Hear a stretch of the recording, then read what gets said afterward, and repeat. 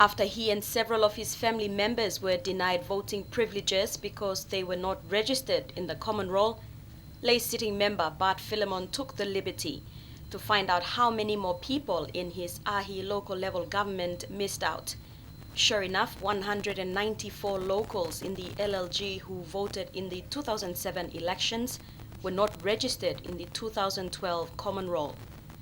116 first-time voters also did not find their names came polling time.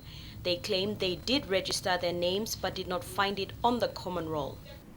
The common roll for Ahi local level government came out after the deadline, the preliminary roll for Ahi local level government came out after the deadline for the preliminary roll and the updated roll to come out. That was March 31st.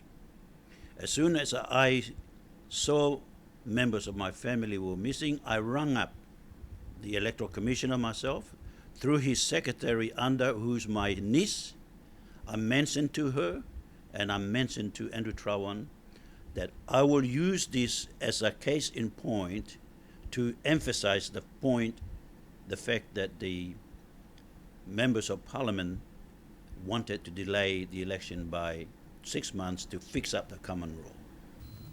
Mr. Philemon said there is without doubt sufficient evidence all over PNG to suggest the real serious question over the integrity and the credibility of the common roll compiled by Electoral Commission through the PNG government.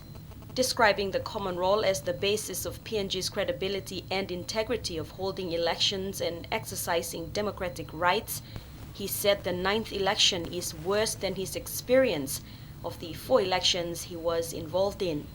I'm really concerned that we are seriously approaching the boundary of being classified as a failed state, because what gives us legitimacy as a credible country and a credible government is the process that we go through every 5 years to exercise our democratic rights. After 20 years of being in politics, Mr. Philemon has seen no progress and strongly recommends that the next government's priority must be to strategize on the update of the common roll.